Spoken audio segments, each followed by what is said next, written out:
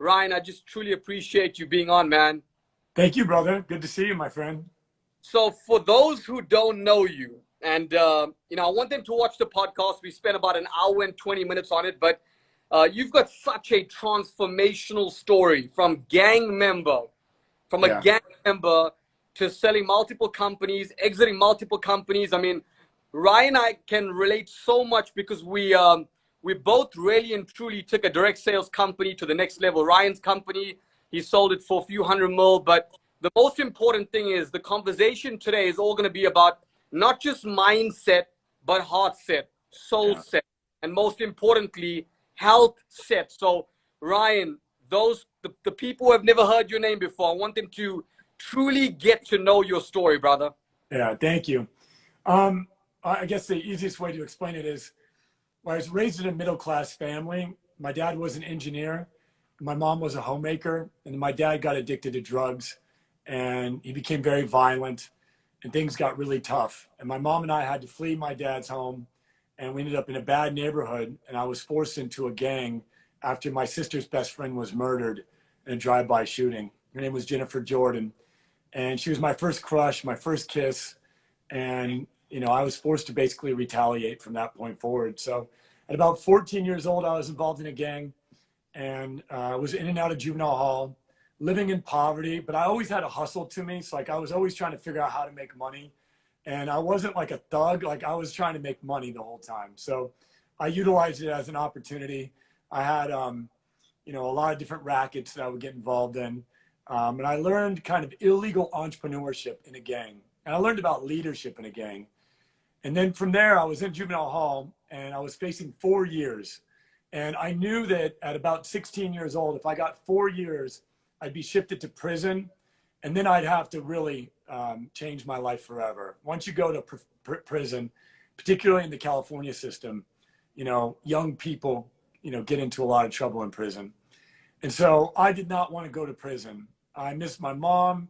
I missed freedom. I'd have dreams about it.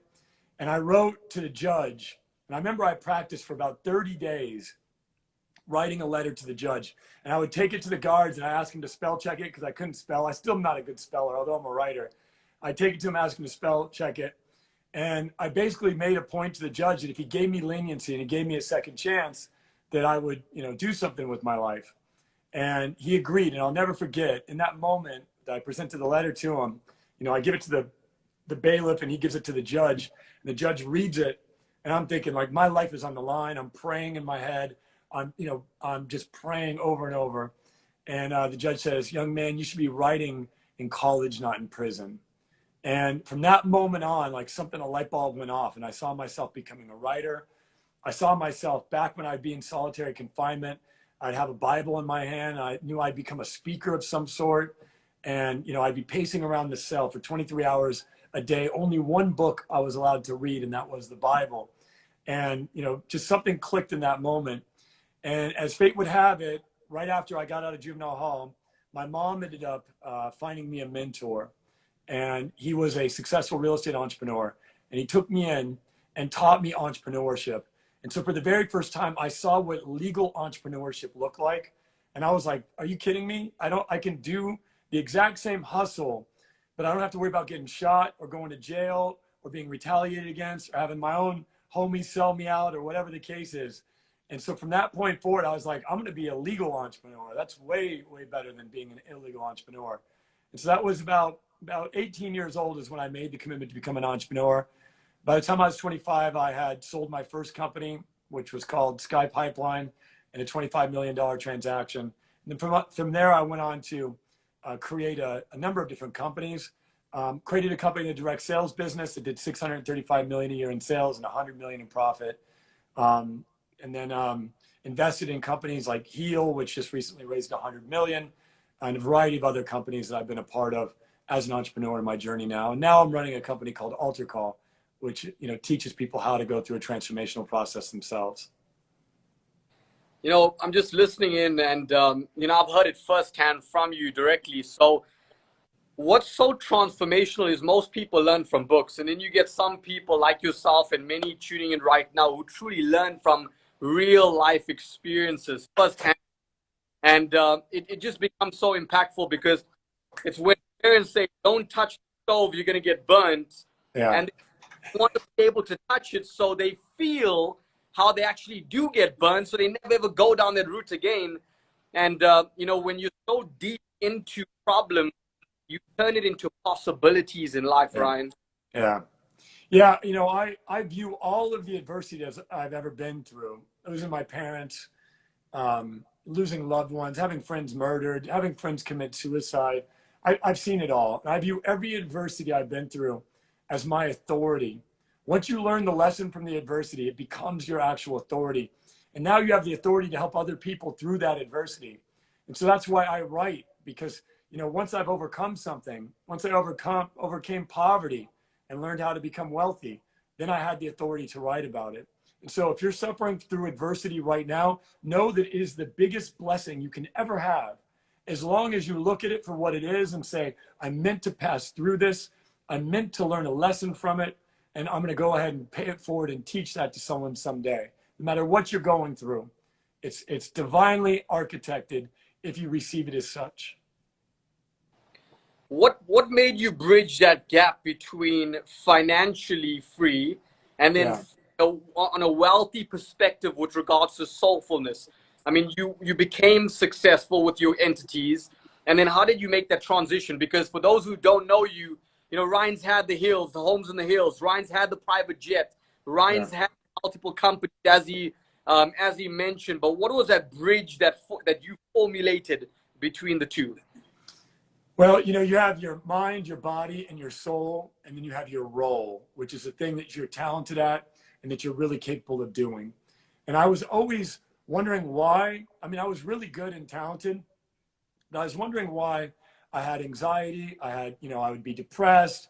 I'd be up and down on this entrepreneurial roller coaster.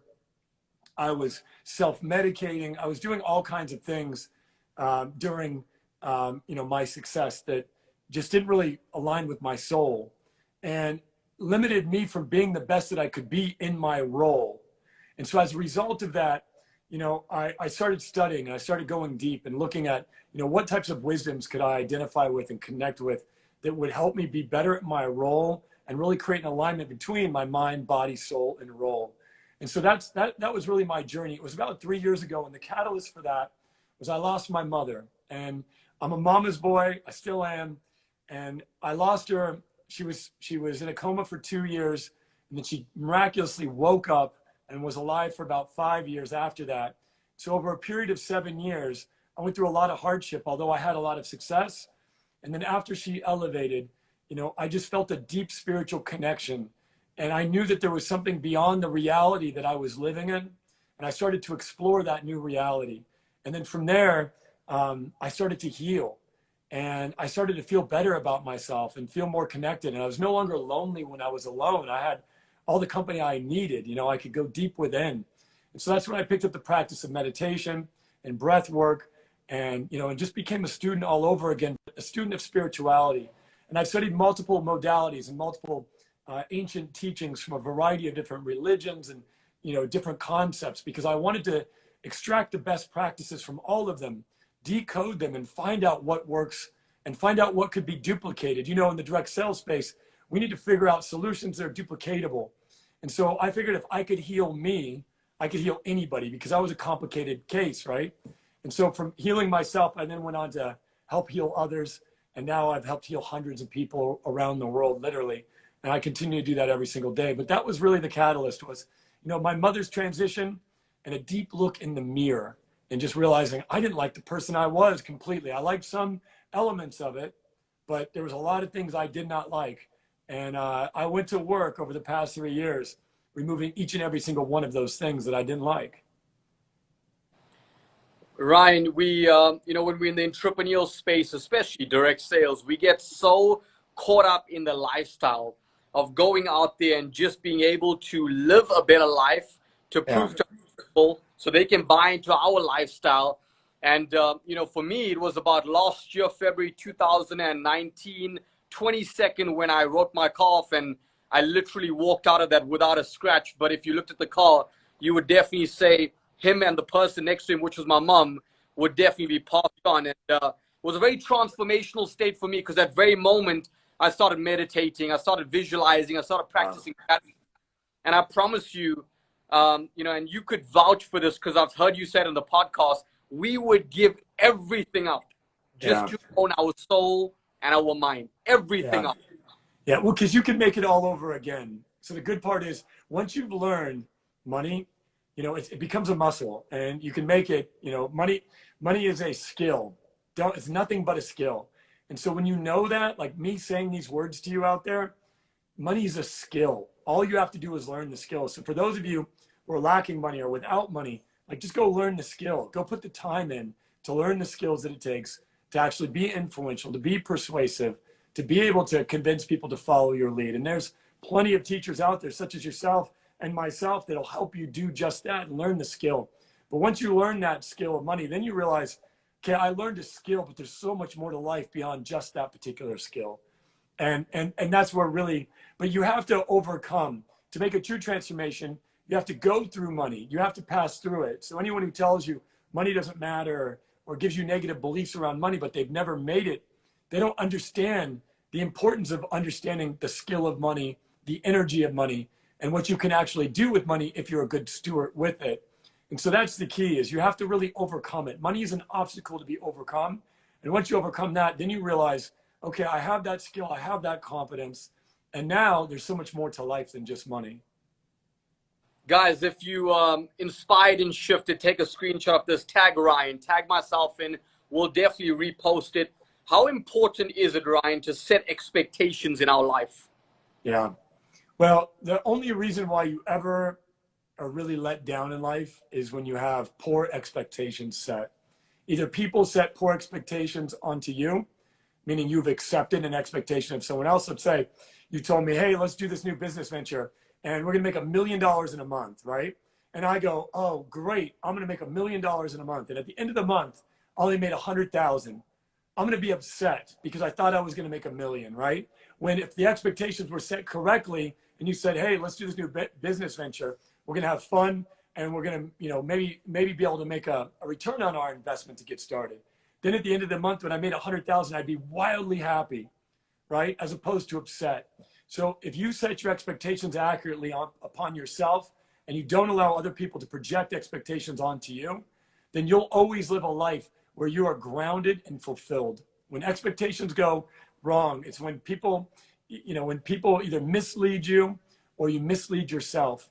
So expectations are one of the most powerful things that we can be very close on. Like when I'm building businesses, I just expect that I'm going to show up and do my job today the best I can. And tomorrow, I'm going to try to do a better job than I did yesterday. And I know that if I do that for enough days in a row, then I'm going to win no matter what. There's no chance I lose if I show up and get better every day at my job. And I call it a job because a lot of times as entrepreneurs, we glamorize, oh, I'm an entrepreneur. But we forget there's actually a job to do as an entrepreneur. Like there is stuff that needs to be done every single day. There are actions that need to be taken. And you need to look at it like my job, right? Is my role as an entrepreneur is a job, and I'm going to do my job so good that, you know, that I'm going to be able to grow each and every single day. Grow in the wealth of knowledge and of the experience that you need, and then also grow in revenue and other, you know, forms of remuneration. We're about to shift this conversation into something so real that you're going to listen in right now, guys, and you're going to be able to say, you know, these guys are now unfolding something that most people would have to go through. Ryan, you've burnt a ton of cash after you succeeded. Yeah. I know you bought jets. I know you bought, you know, the watches. I did too. We both learned, and we both made $100,000 at 19 years old, which is so imperative to know that we learned from our own mistakes. But what is your formula right now? How are you saving, spending, and investing versus that made the money and you were impressing? Yeah, so I did do a lot of things to impress other people, and I used to live that life a lot. And, you know, and I still have a very nice life. So I'm not, I have not completely abandoned the fact that I like nice things. I have a nice home and, you know, a nice car and that type of stuff. But I don't need a fleet of vehicles. And, you know, at one point we had, I had 4 homes all in the same neighborhood. and it just doesn't make sense. So I was trying to impress other people way too much. And that really took me away from my, where I came from was having nothing to lose. And all of a sudden I felt myself having everything to lose. And when you have everything to lose, when you're worried about what other people think, and you're worried about your possessions and worried about people trying to steal from you and having to buy more security and more security guards and all of that stuff, it's not worth it. So right now I really look at the money that I have. I look at myself as a steward of it. Like, I've been given these resources and this, this wealth in order for me to do something good with it. And so I invest it in things that are going to contribute. And so the venture AlterCall, my latest startup, we are helping save people's lives and helping people elevate and helping people just become better versions of themselves. And so I know every dollar I invest in that, I'm able to make a contribution to other people through those investments. Secondly, though, is that, I have an 11-year-old boy. So I want to make sure I leave him with something that he can take to the next level. So, he's observing me, building my businesses, and I want him to inherit what I've created and then take what I've created to the next level, a place beyond anything that I could do. So I have to make sure that I'm creating a future for him in my wealth strategy. And then the last item is I want to make sure that I spend all of my money on the charitable endeavors that I possibly can before I pass away. Because you can't take it with you, right? So what good is it that if you've done a lot of good and you only get to receive the value of that good after you've passed away? Like that doesn't make any sense. Like, you should be doing good now with the wealth that you have and making contribution now. And so the only regret that I have about the money that I spent is the knowing that I could have saved a lot more lives with that cash. It's like, I've probably blown $100 million in my life. So let's say that I could have saved, with $100 million, you could have fed 100 million people, or even more in some cases. And so now I look at it and I'm a much better steward of the money. And that's probably why, my fortunes have continued to rise, was because I made a shift from being caught into the consumer economy, trying to brag and impress and show off.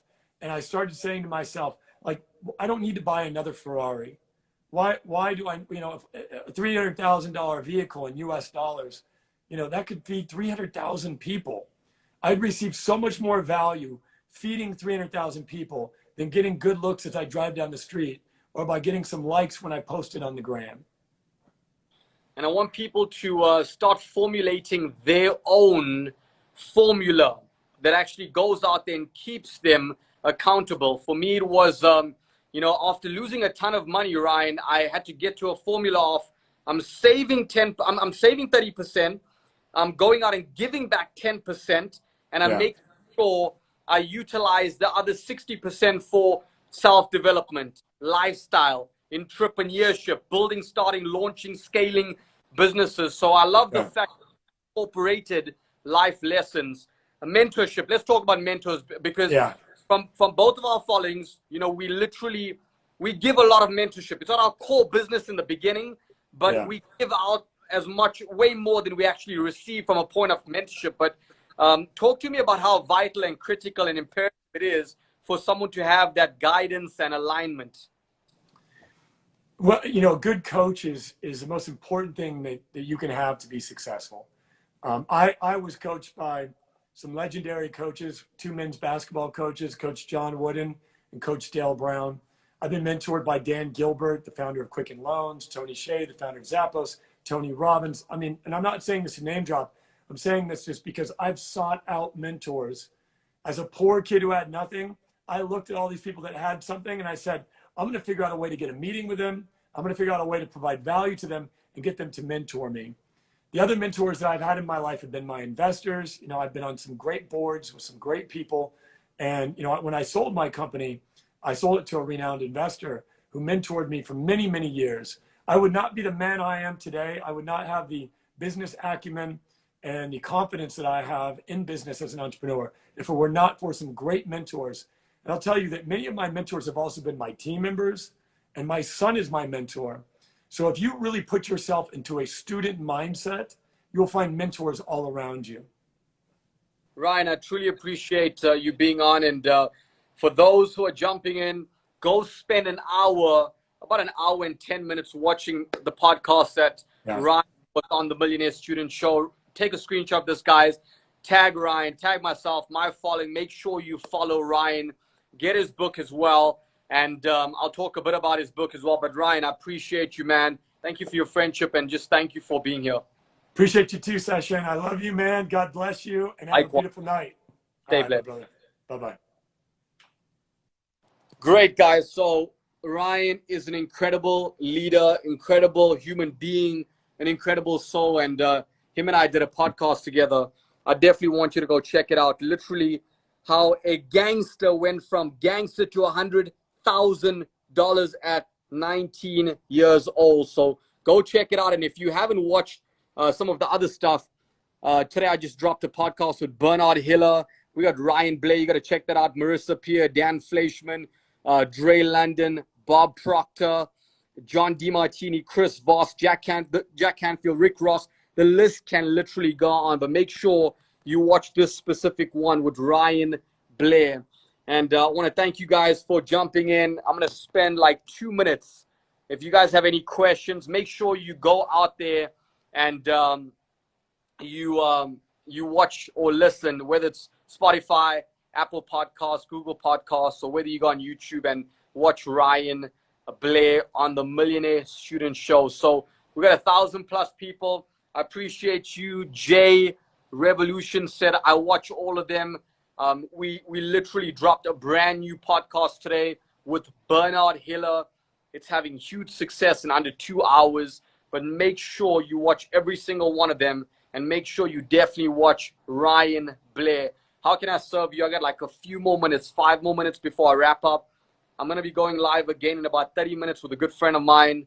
And I'll share a bit about him. But the people I'm bringing to you, is on another level of success. And I'm not talking about financially success. I'm talking about soul set, mindset, heart set, and, just going out there and truly owning their internal self rather than showing you from an external point of view that they have success.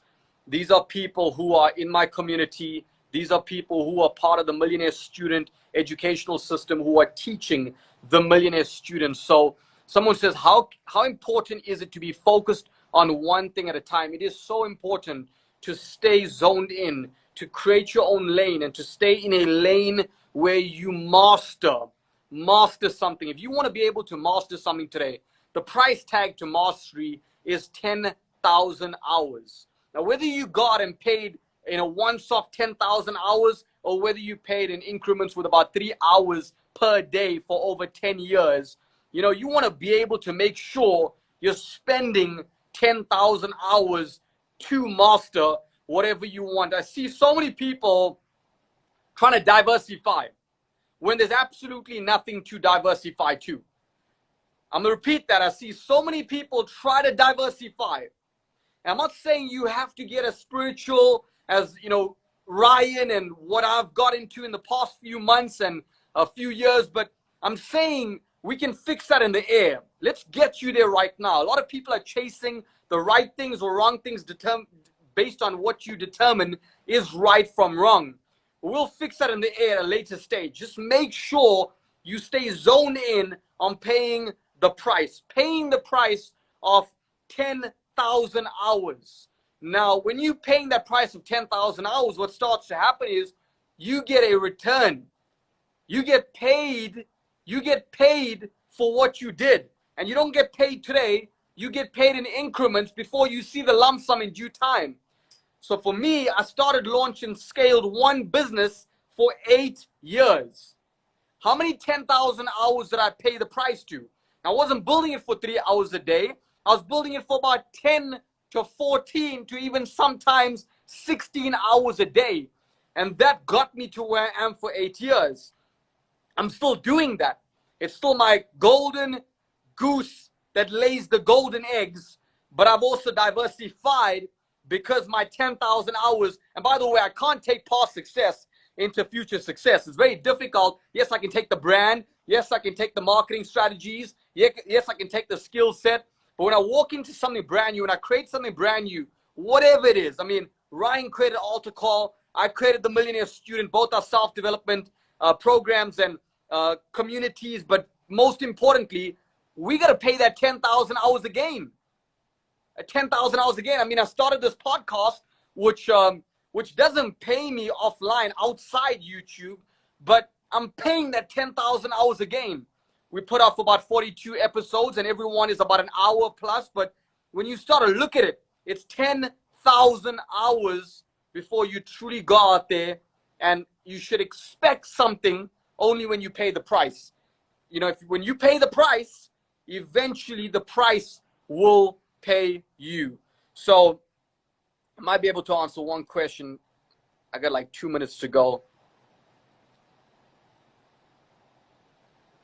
How can I serve? How can I help? Someone said, thank you so much for introducing us to great people. I appreciate it.